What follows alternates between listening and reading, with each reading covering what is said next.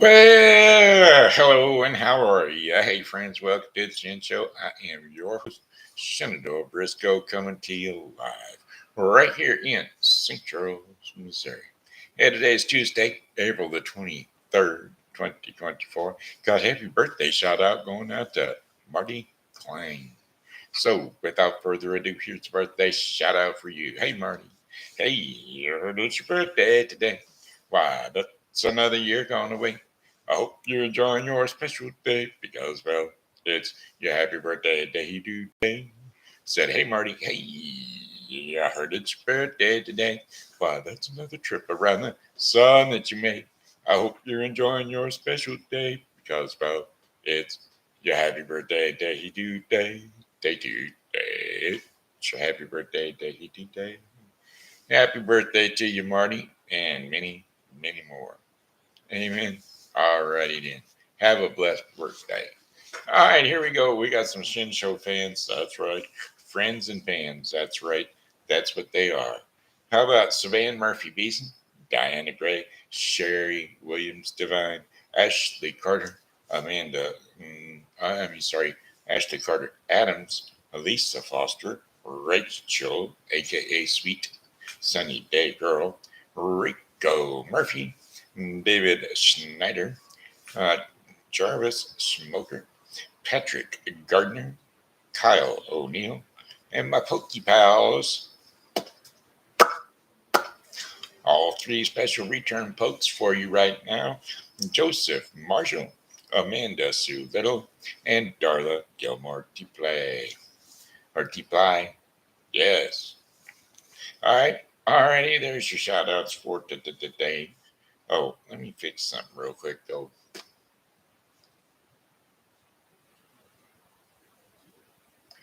Wake up, cut that, paste that.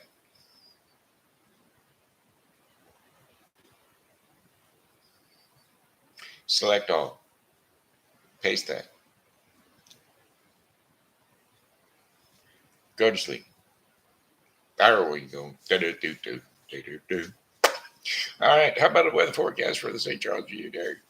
All those of you that want that weather forecast, say hey, hey. All right, there we have it. The haze have it. So here we go. Today's high temperature was 68 degrees. Yowling. It's cold, rainy, nappy. Ooh, horrible, horrible.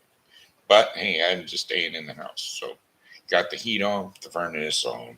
Got the temperature up, and it's a cooking wrong.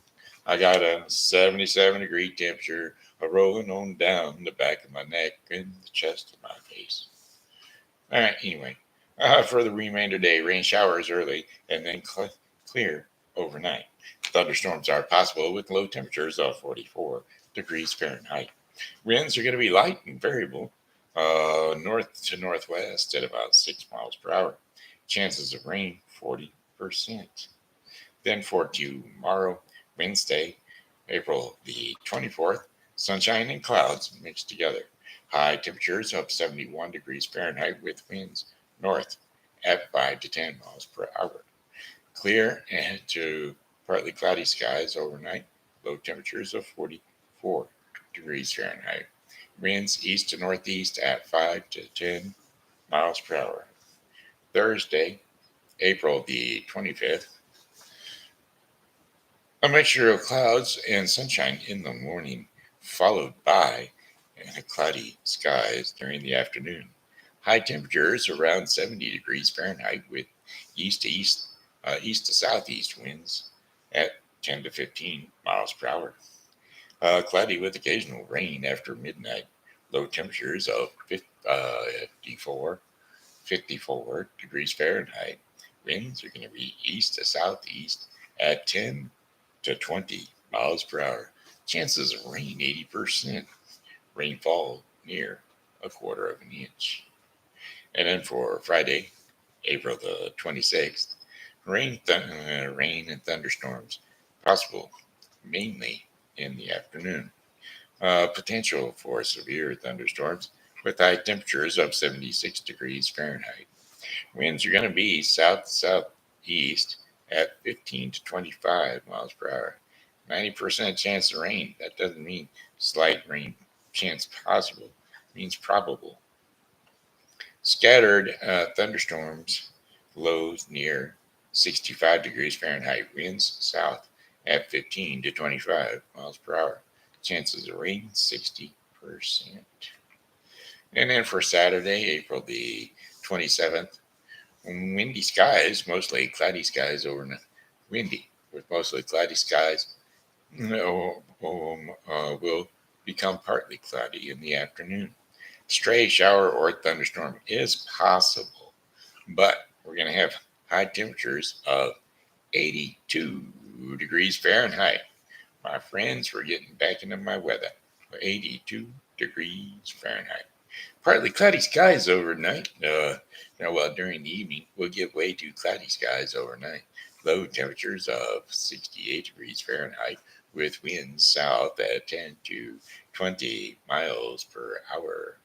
And then for Sunday, April the 28th, mostly cloudy skies becoming windy with thunderstorms likely in the afternoon. Potential for severe thunderstorms with high temperatures of 81 degrees Fahrenheit with winds south at 20 to 30 miles per hour. Chances of rain 70%. And then thunderstorms with low temperatures of 63 degrees Fahrenheit. Winds will be south to southwest at 10 to 20 miles per hour. Chances of rain 80%. And so there you have it. That's your 5-day forecast for the St. Charles viewing area. Ba-da-ba-da-boom. Ba-da-ba-da-da. Ba-da-ba-da-doom. Ba-da-ba-da-da. Dee-dee-dum. Dee-dee-dum. Do-do-do. Alrighty then. Hey, that's your weather forecast brought to you today by Helping Hands Thrift Store and Foster Care Closet. The Helping Hands Thrift Store and Foster Care Closet is located at 416 South 5th Street here in St. Charles, Missouri. Stop on by. You're sure to get a smile from Bev. And go ahead on over to the diner and get some fresh eats cooked up by Tim over there. Tim Evans and Bev Evans right there at Helping Hands Thrift Store and Foster Care Closet and Diner, 416 South 5th Street, St. Charles, Missouri. All righty then. Let's do a tune. Song lyrics. Don't go breaking my heart. Hop, hop, hop, hop, hop, hop, hop, hop, hop. That ain't it. That ain't what I was.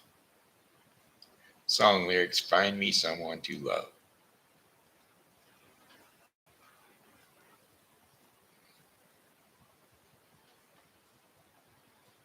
Song lyrics. Find me somebody to love.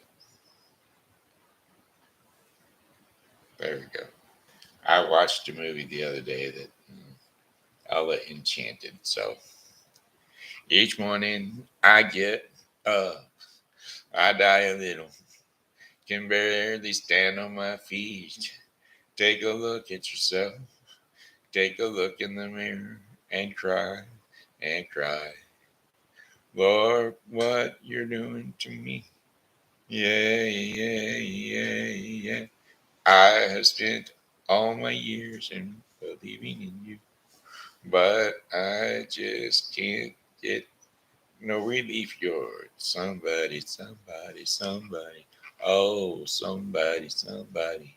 Can anybody find me somebody to love? I worked hard and I worked for until I ashed my bones at the end of the day. I take home my hard earned pay all on my own. I did go down on my knees and I start to pray till the Tears run down my eyes, Lord. Somebody, somebody, somebody, somebody. Oh, can anybody find me someone to love? I try. Oh, yes, I try. But everybody wants to put me down. They say I'm going crazy. They say I got a lot of water in my brain. All that ain't got no common sense. Well, he's got nobody left to believe in. Yay, yay, yay. Oh, oh, oh, Lord. Somebody, somebody, can anybody find me? Somebody to love. I got to feel, I got no rhythm. I just keep losing my beat. Yeah, I'm alright. I'm alright. I ain't gonna face no defeat. Oh, I just gotta get out of this prison cell someday. I'm gonna be freed, Lord.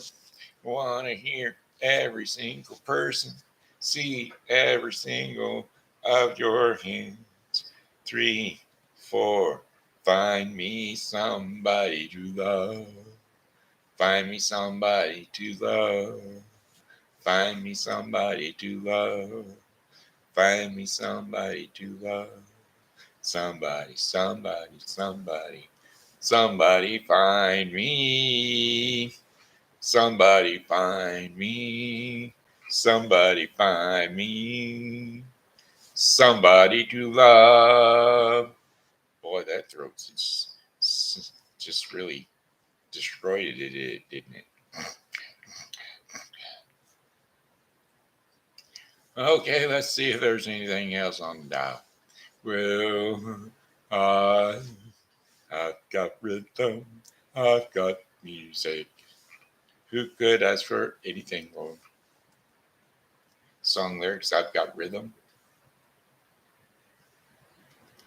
Song lyrics, I've got rhythm.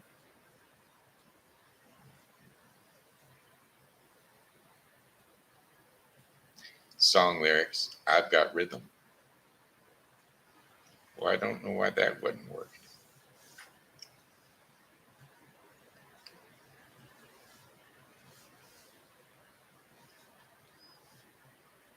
I've got rhythm. I've got music. I've got rhythm. Who could ask for anything more? Days can be sunny, with never a sigh. Don't need what money can't buy. Birds in the trees singing their day full of songs. Why shouldn't we sing along? I'm chipper all the day, happy with my life. How do I get that way? Look at what I've got to say. I've got rhythm, I've got music, I've got rhythm. Who could ask for anything more? Said I've got rhythm, I've got music, I've got rhythm. Who could ask for anything more? Old man trouble, I don't mind him. You won't find him round my door. I've got starlight, I've got sweet dreams, I've got my man. Who could ask for anything more? Old man trouble, I don't mind him. Oh, you won't find him round my door. I've got starlight, I've got sweet dreams, I've got my girl. Who could ask for anything more? Said, oh, I've got rhythm, I've got music, I've got daisies and green pastures, I've got starlight, I've got sweet dreams, I've got my girl. Who could ask for anything more? I've got red thumb. I've got red thumb. I've got red thumb.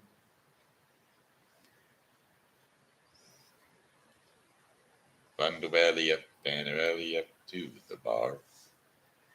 Let's try song lyrics. Papa Top again. Papa Top again. I just got time for one more round. Set 'em up, my friend. Then I'll be gone. You can let some other fool sit down. I'd like for you to listen to a joke I heard the other day from a woman who said she was through and calmly walked away. I tried to smile and did a while, but it fell so out of place. Do you ever hear of a clown who with teardrops streaming down his face? Papa Top again. I think I'll have another round. Set 'em up, old friend, and you can let some other fool sit down. Home from me is misery, and here I am wasting time, 'cause a row of fools on a row of stools is not what's on my mind. It's not what I prefer, so it's either here just drinking beer or home remembering her. So, Papa Top again. I think I'll have another round. Set 'em up, my friend. Then I'll be gone, and you can let some other fool sit down. Papa Top again. All right. Song lyrics, your cheating heart will tell on you.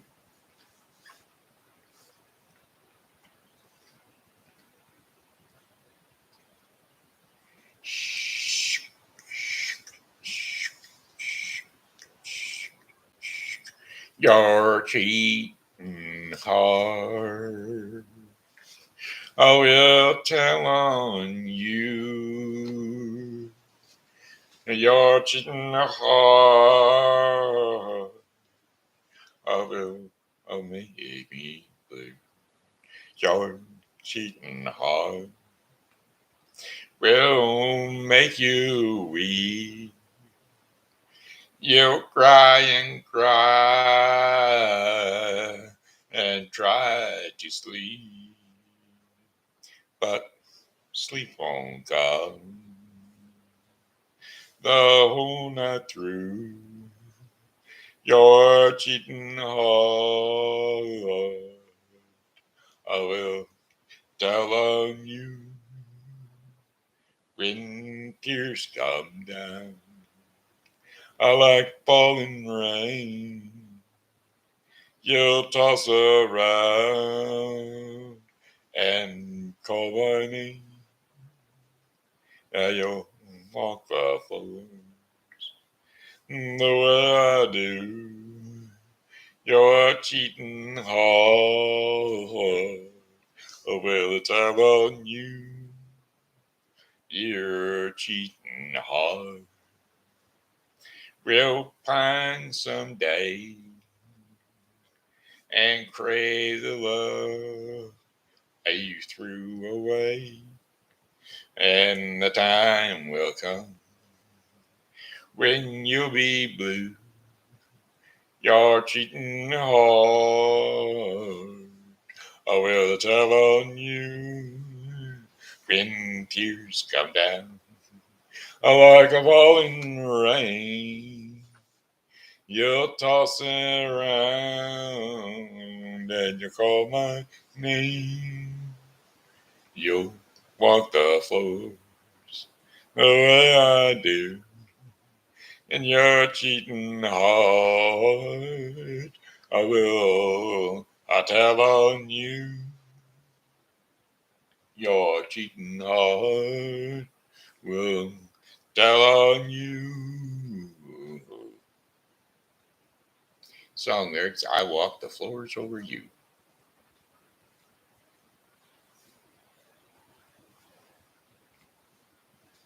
Um,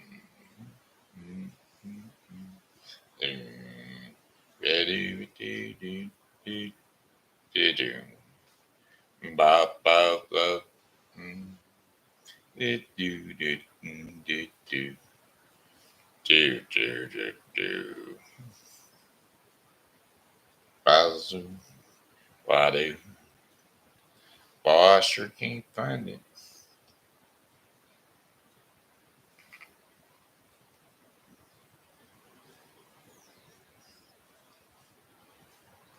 Song lyrics: Walking the floors. Hank Williams Sr.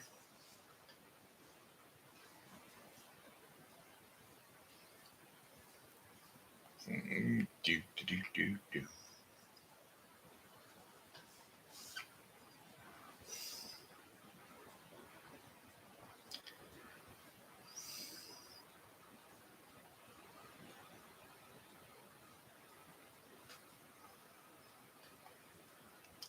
You left me and you ran away.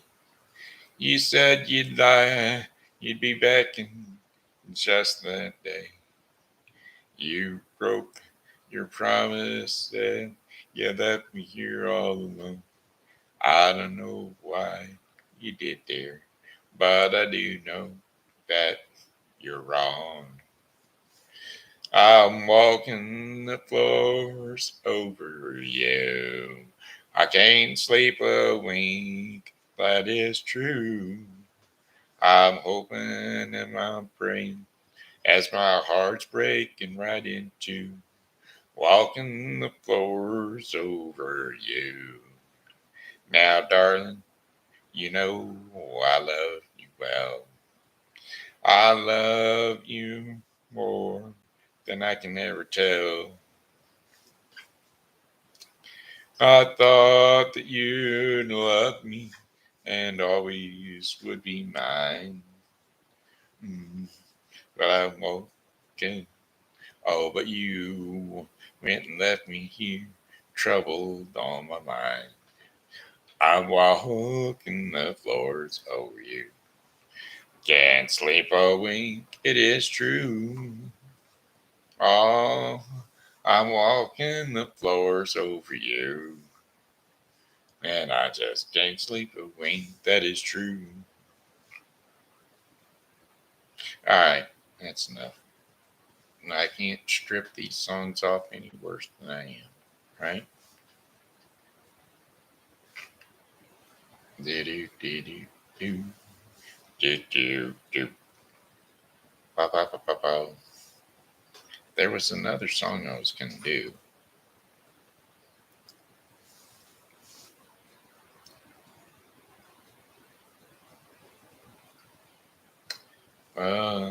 Crying over you.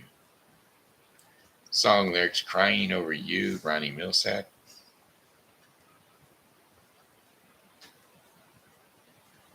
There we go.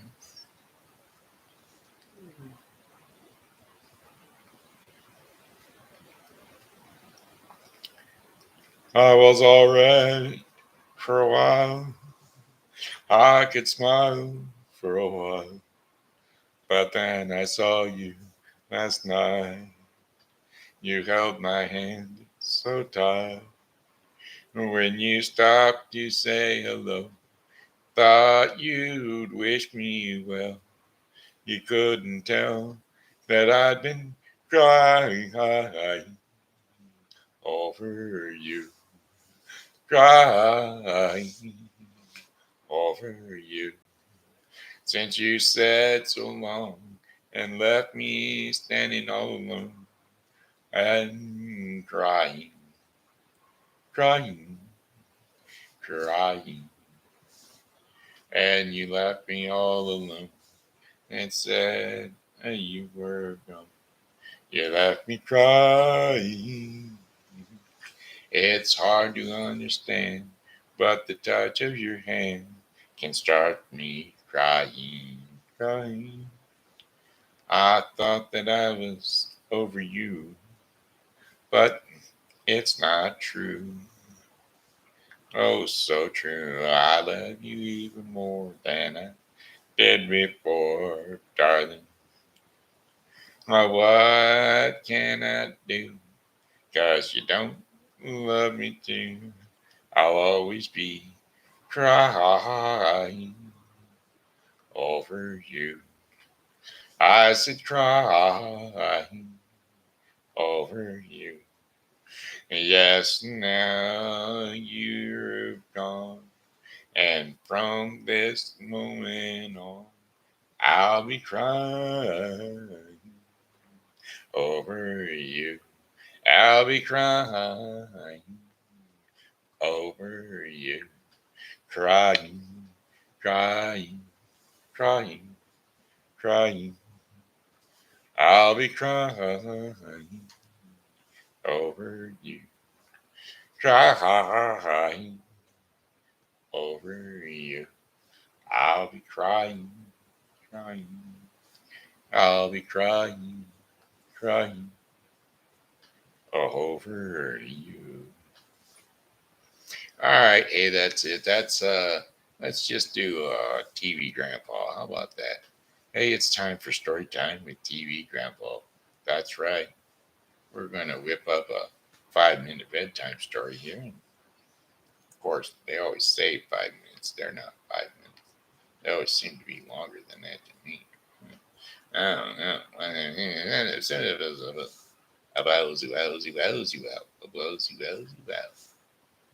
They always seem to be longer than that to me.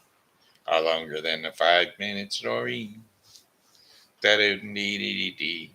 Da-da-da-dee-da. All right, here we go. We're going to do the Beauty and the Beast. I'm telling you true. It's easy to do. The Beauty and the Beast. A story told for you. I don't want that. I want that out of here. Turn off ads. Turn off annoying ads.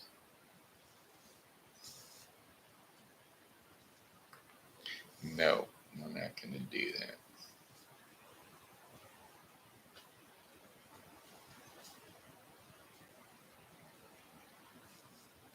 All right.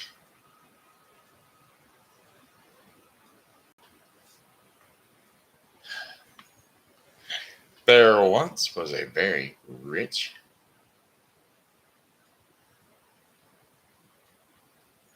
There we go. Here we go. Beauty and the Beast. Here we go, kiddos. It's time for TV Grandpa. So jump up on the couch or jump up on the bed, wherever it is. You rest your sleepy little head. TV Grandpa is about to lull you off to sleep with another tantalizing story treat. There was once a very rich man or merchant who had 3 daughters. Being a man of sense, he spared no cost for these children. Now, his daughters grew to be very beautiful, but the first 2 daughters cared little about their learning. The youngest was called Beauty, and she a special name that made her sisters very jealous of her. But this she hardly noticed, as she was forever absorbed in one good book or another.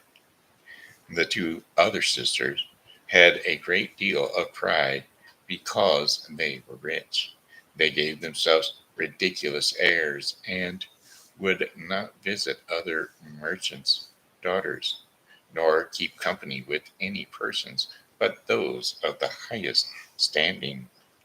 They went out every day to parties, balls, plays, concerts, and so forth, and they laughed at their youngest sister, who spent so much of her time with a book in front of her face. Now, one day, the merchant learned terrible news.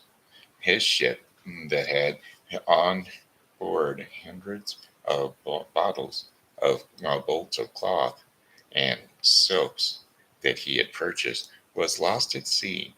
Overnight, his entire fortune vanished. Now the family had no choice but to move to a small country house at a great distance from town. The merchant told his children with tears in his eyes that they must live there and work for their living. The two older daughters answered that they would never have to leave the town, for they had several prominent merchants who and they were sure would be glad to marry them, though they no longer had a fortune. But the good ladies were mistaken, for their lovers slided and forsook them in their poverty, as they were not liked on account of their pride. And everybody said they did not deserve to be uh, pitied. We are very glad to see your pride humbled. Let them go and give themselves quality airs, and milking the cows and finding their chickens, like the rest of us.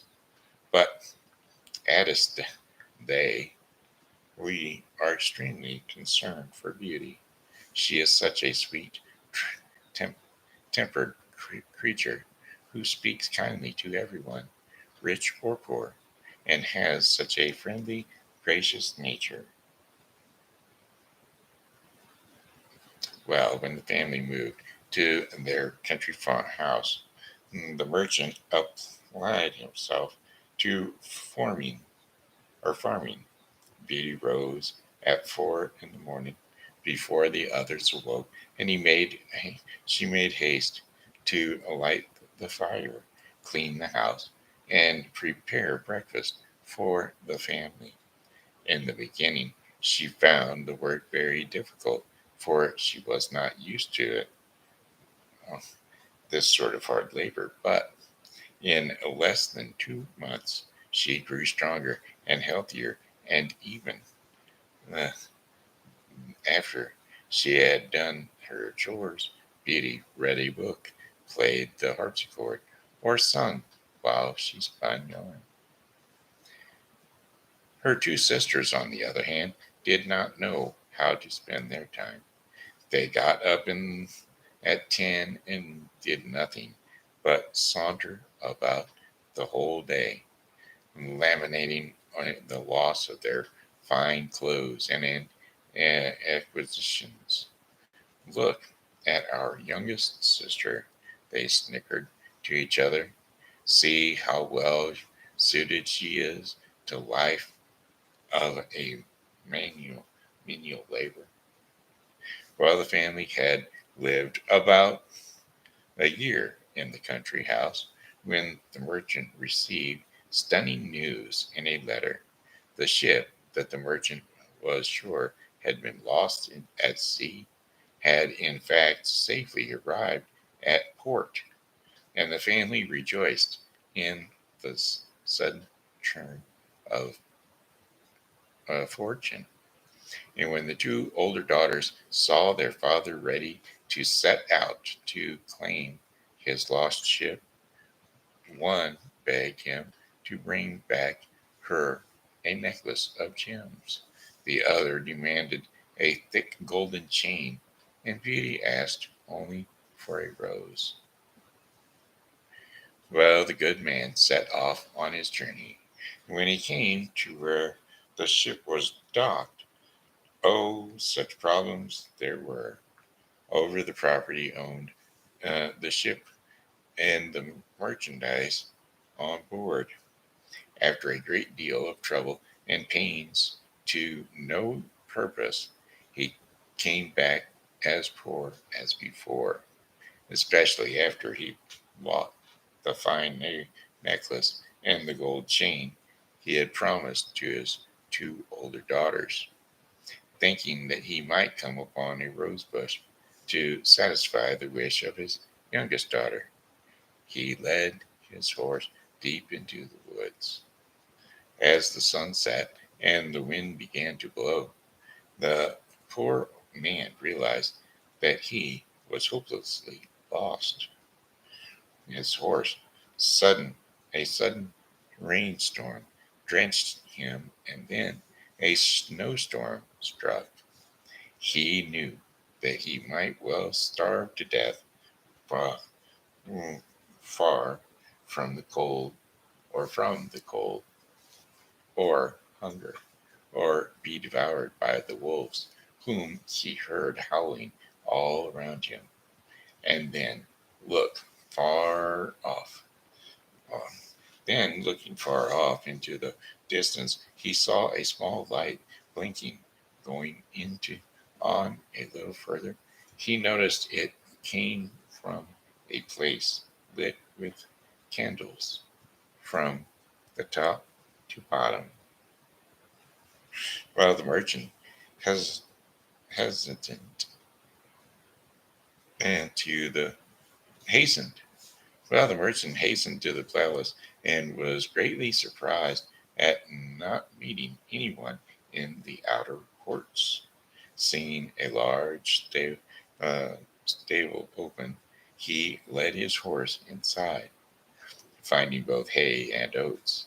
The poor beast, who was almost famished, fell to eating very heartily. The merchant tied him safely to a post and walked towards the house, where he still saw no one. Entering a large hall, he found a good fire and a table set out with plenty of steaming food. Someone must live here in this house, he thought, but who? And where were they? He drew near the fire to dry his soaked clothes. I hope, he thought, the master of this house or his servants will excuse the liberties I take. I am sure it will not be long before someone appears. Well, he waited a considerable time until the clock struck 11, and still nobody came. At last, the merchant was so hungry that he couldn't stand it no longer. Trembling, he took a leg of chicken and ate it in two mouthfuls. And this, he, after this, he drank a few glasses of wine. Growing more courageous, he went out of the hall and crossed through several grand rooms with magnificent furniture until he came to a bedroom. In the middle of the room was a four-postered bed covered with a red velvet canopy draped with fringes. While as he was very tired and it was past midnight, he concluded it would be best to shut the door and go to sleep. And it was 10 the next morning before the merchant awoke. As he rose, he was astonished to see a good suit of clothes laid out on the bed that would fit him perfectly. This place must belong to some Michelle. Kind.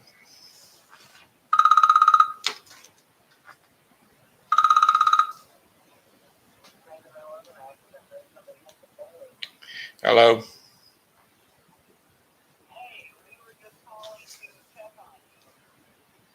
Yeah, I don't have my meds around my neck, but I'm okay.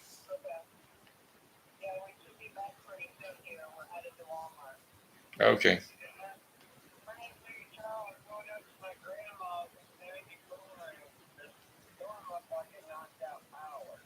Oh, okay.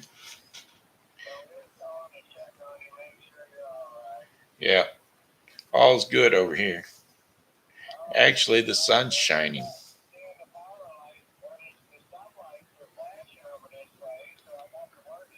Yeah, the sun's actually shining out here.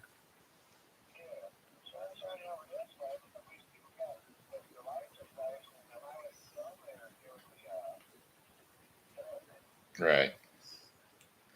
I'm on the air.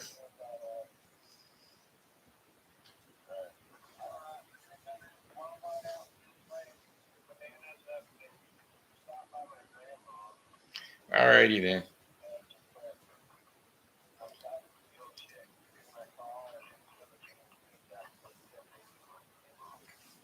Okie doke. We'll check you later. Bye. Okay, there we go. Someone, so he waited considerably. Nah, it was 10 next morning before the merchant awoke, and he rose, and he was astonished to see a great suit of clothes, blah, blah, blah, perfectly fit. And then, this place must belong to some kind fairy, he thought, who has seen the pity and pitied my distress.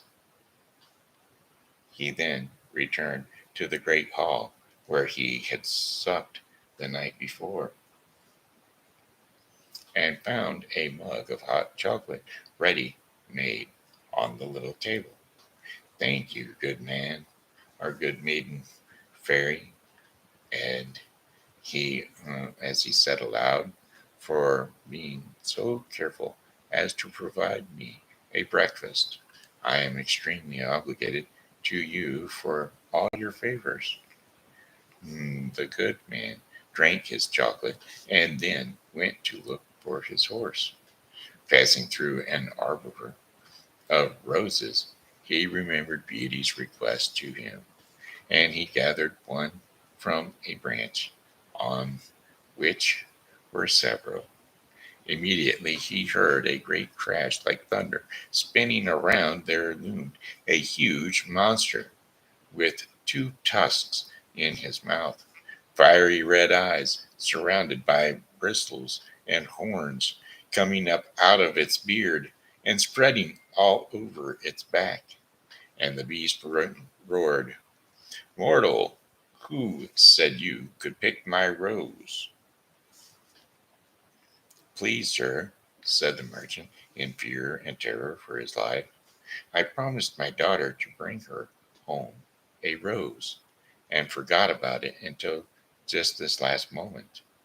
Then I saw your beautiful garden, and thought you would not miss a single rose, or else I would have asked your permission." "You are a thief," boomed the beast. "You must give your life for this crime." The merchant fell on his knees and begged for his life, for the sake of his three daughters, who had none been, but he to support them. "My lord," said he, "I beseech you to forgive me. Indeed, I had no intentions of offending in gathering a rose for one of my daughters, who asked only for that from my travels." "You say you have daughters," replied the monster. "I will forgive you one on one condition, that one of them comes willingly to suffer in your place. Swear that if any of your daughters refuse to come, you will return here in 3 months yourself and face your fate." And so the merchant swore. Taking his rose, he mounted his horse and he rode home. As soon as he got home into the house, his daughter had crushed. "Hey Siri, read my messages." Someone with a 314 area code said, "Hey, my name."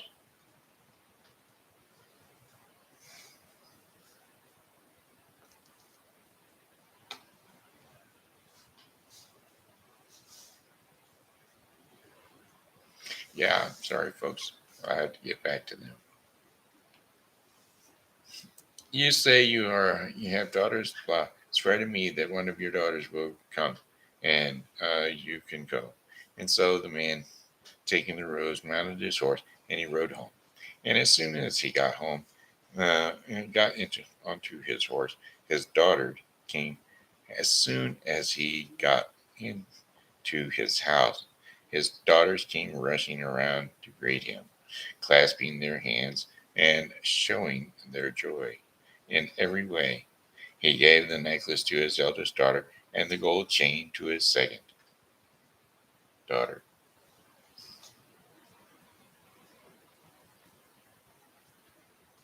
And then the rose to his youngest. As he gave it, he sighed. Oh, thank you, Father, they all cried. But the youngest added, Father, why did you sigh so deeply when you gave me my rose? Oh, it's nothing, said the merchant. But Beauty wondered. For several days they lived happily together. But Beauty noticed that her father would often share out, stare out the window gloomily and sad. And when she approached him and asked him what was the matter, he would refuse to say. Nothing she could do would cheer him up.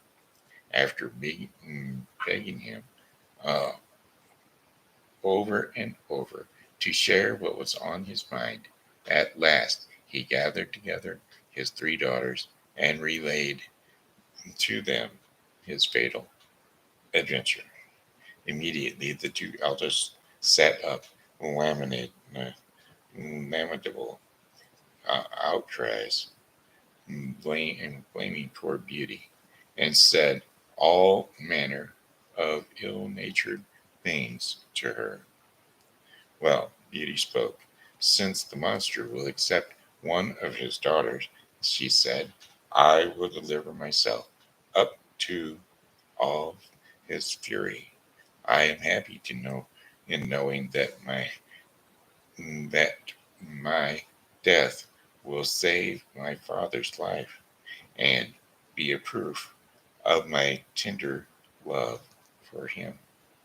Beauty, I am charmed with your kind and generous offer, said the merchant. But I cannot let you do this. I am old and have not long to live. I will lose only a few years at the most. It was the rose I asked for that was causing your undoing, said Beauty. You will not go to that palace without me, and you cannot stop me from following you. Indeed, she made all the necessary preparations for herself. Her sisters were secretly delighted at the prospect of getting rid of her once and for all. Well, the next day the merchant took Beauty behind him on his horse, and was this was the custom in those days, and they rode off to the palace of the beast.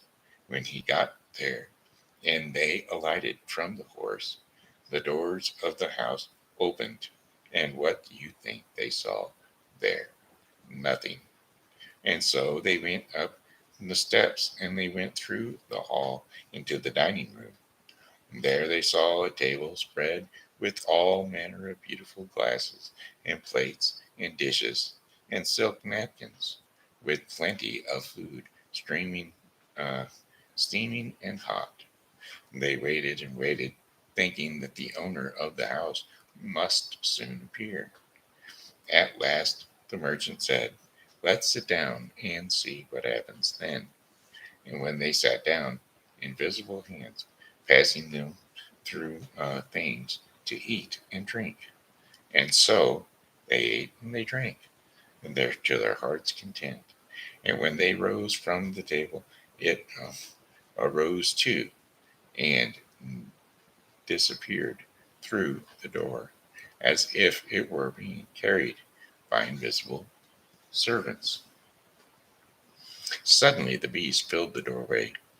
Is this your youngest daughter? He roared. And when the merchant said that it was, the beast said, is she willing to stay here with me? And he stared at Beauty, who said in a trembling voice, yes, sir. Wait then, no harm shall fall to you or befall upon you, said the beast. With that, he led the merchant to his horse and said to him, honest man, go your ways and never think of coming here again. Her father gone, the beast returned to Beauty and said to her, this house, with everything inside of it, is yours. You, if you desire anything, all you need to do is to clap your hands and say the word, and it will be brought to you.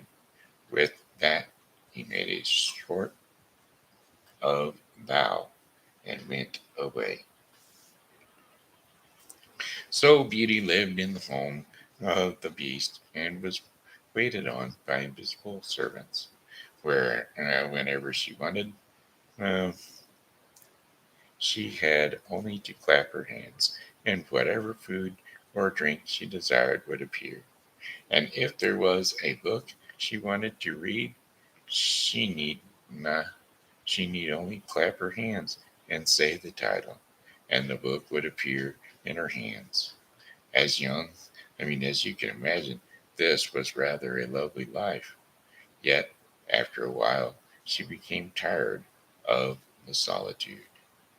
And one day, the beast came to her to see how she was getting on.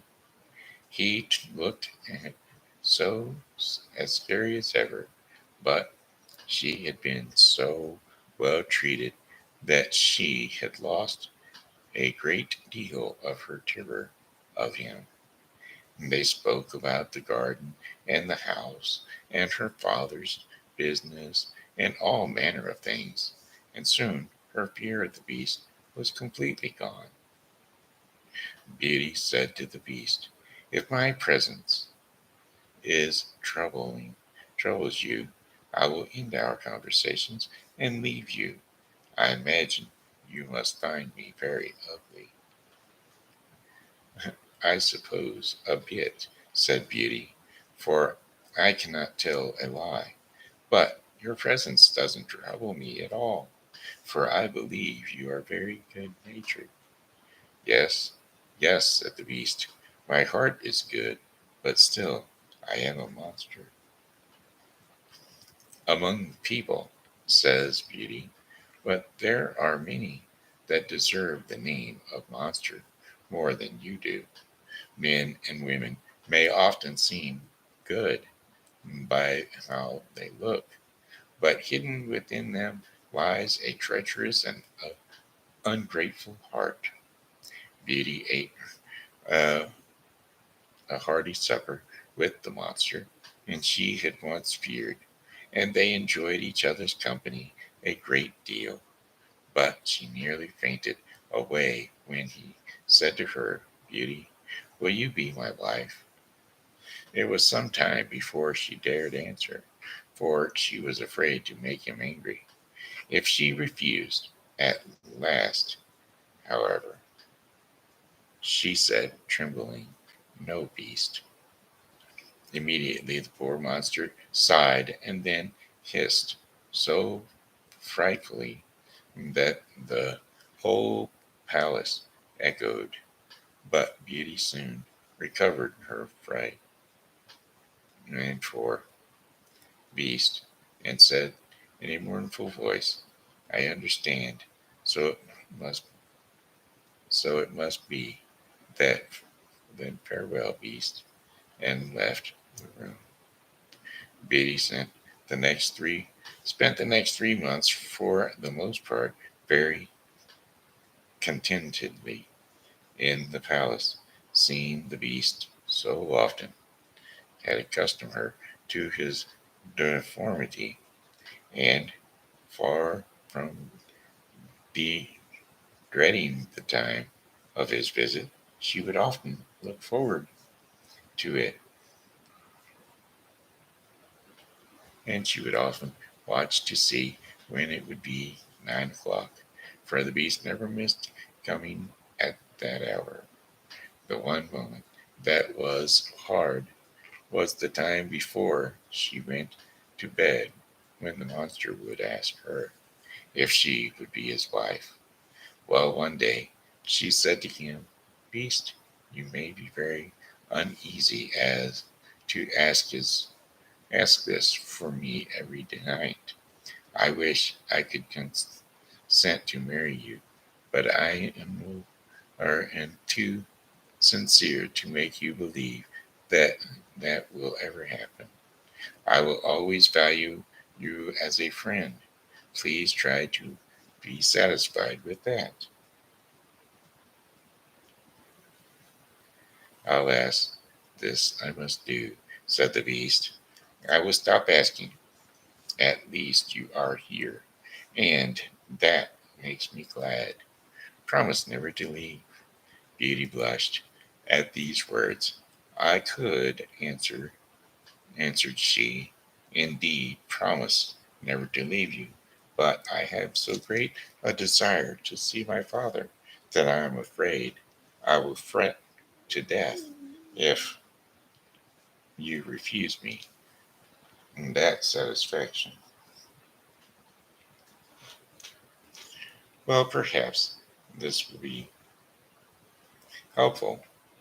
And so the beast, he handed her a golden rimmed looking glass, or a mirror.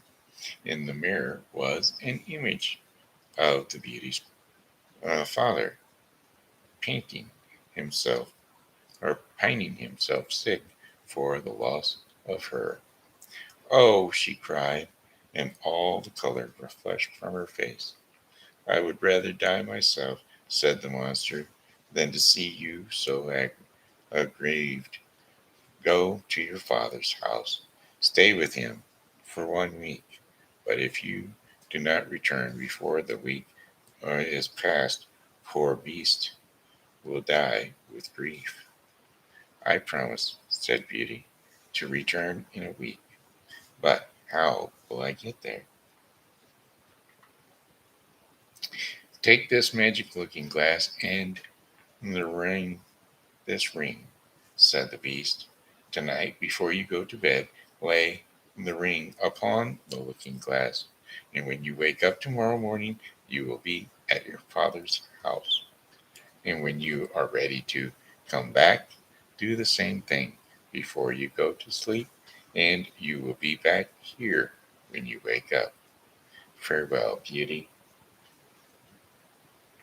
So she did as he described, and when Beauty awoke the next morning, she found herself at her father's house.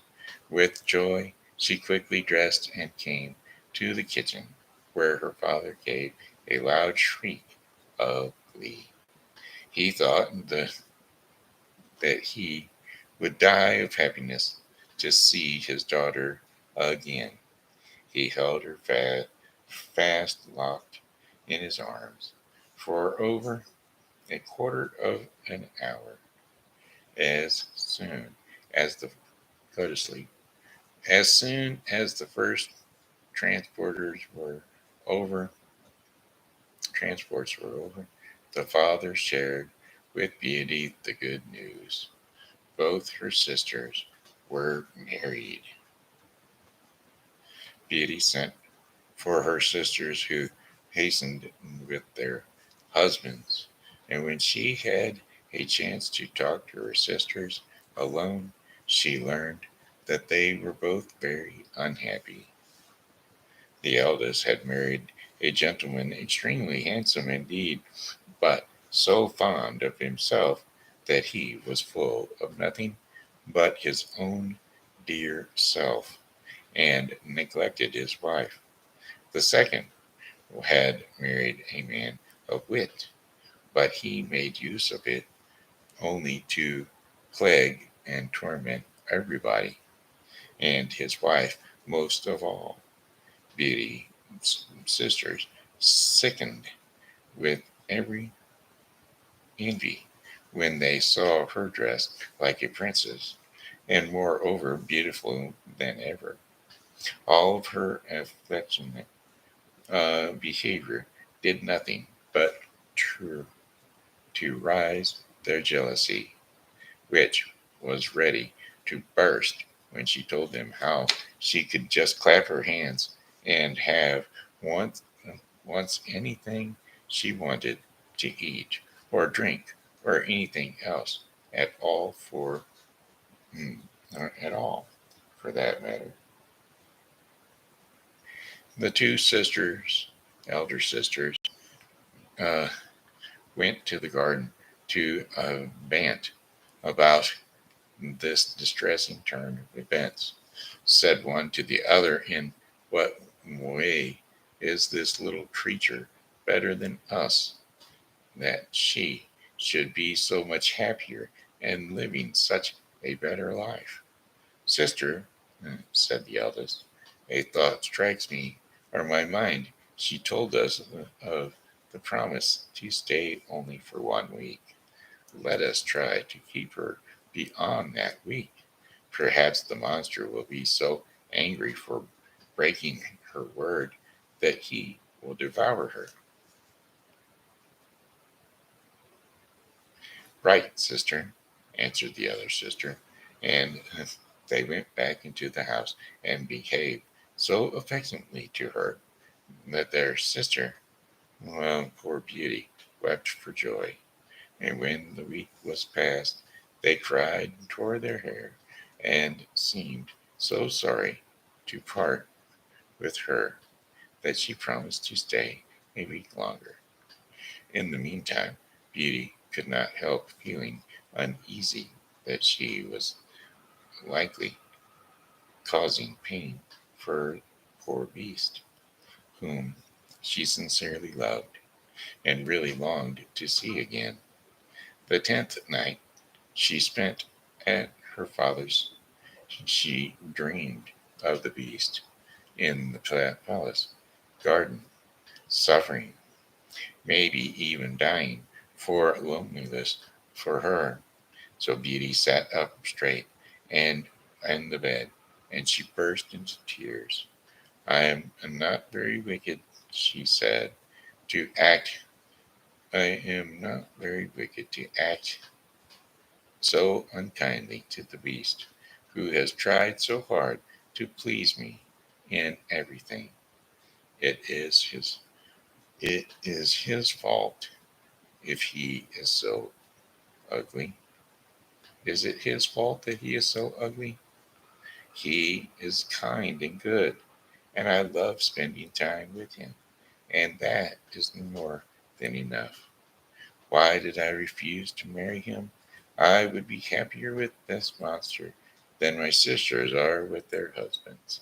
It is not wit or a fine face in a husband that makes a woman happy, but virtue, sweetness, and temper, and thoughtfulness. And the beast has all three these qualities. Having said this, Beauty rose, put the ring on the looking glass, and laid down again to sleep. When she awoke the next morning, she was overjoyed to find herself back in the beast's palace. She put on one of her richest suits, and waiting for evening with the utmost patience, at last the wished for hour came. The clock struck 9, yet no beast appeared.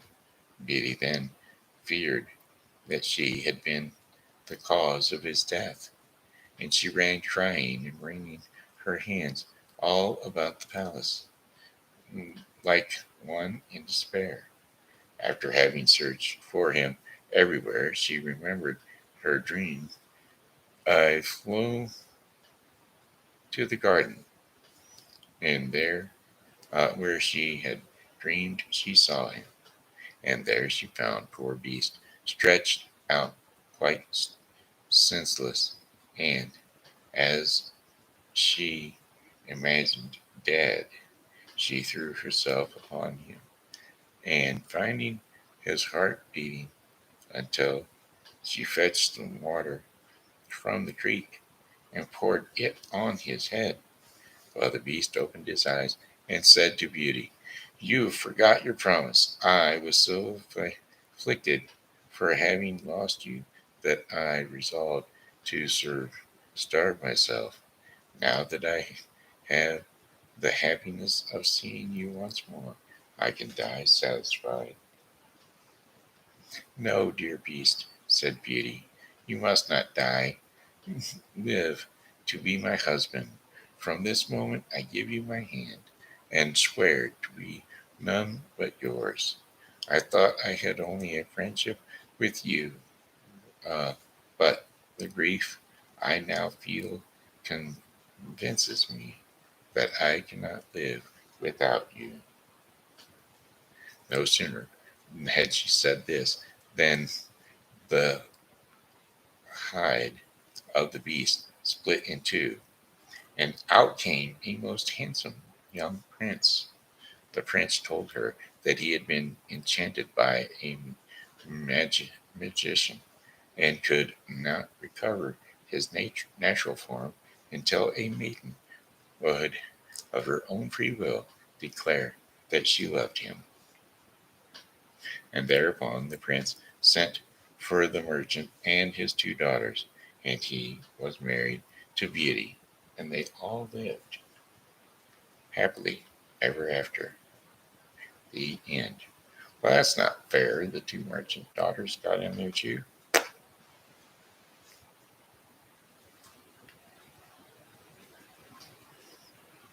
Alrighty, hey, that's it. That's all. That's the Shen Show. Boy, we got an hour into it. All right, it's time for the daily bread portion of the program. And the daily bread portion of the program is going to be brought to you today by the Bible with Briscoe 2024. The Bible with Briscoe 2024 is a daily reading of the Bible to be completed within 1 year. Today's reading in the Bible with Briscoe 2024 will be 2 Samuel 16 through 18 and Luke 17, 20 through 37. So don't forget to tune in to the Bible with Briscoe 2024. Jesus, the true peacemaker, is today's devotion in the daily bread portion of the program. And today's scripture and insight will be John 16, 25 through 33. And so here we go. John 16, 25 through 33. The true peacemaker. Though I have been speaking figuratively, a time is coming when I will no longer use this kind of language, but will tell you plainly about my Father. In that day you will ask in my name. I am not saying that I will ask the Father on your behalf. No, the Father himself loves you because you have loved me and have believed that I came from God. I came from the Father and entered the world. Now I am living in the world and going back. Now I am leaving the world and going back to the Father. Then Jesus' disciples said, "Now you are speaking clearly and without figures of speech. Now we can see that you know all things and that you do not even need to have anyone ask you questions. This makes us believe that you came from God." "Do you now believe?" Jesus replied. "A time is coming, and in fact has come, when you will be scattered, each to your own home. You will leave me all alone. And yet I am not alone, for my Father is with me. I have told you these things so that in me you may have peace. In this world you will have trouble, but take heart. I have overcome the world." And there you have it. That was John 16, 25 through 33. The true peacemaker, Jesus Christ. Alrighty, hey, that's it. That's all. That's the Shen show in a nutshell. And so we're out of here. I say, goodbye, my friends. It's time to go. I said, goodbye, my friends. It's time to go. I hate to leave you, but I really must go. So, goodbye, my friends. Goodbye. Do-do-do-do. Goodbye, my friends. Goodbye. This has been Shen Briscoe saying hello and how are you? Thanks for tuning in to the Shen Show. And as always, God loves you. And so do I. So come back and see us again tomorrow because, well, God willing, we'll be here. And we hope that you are too. Bye bye.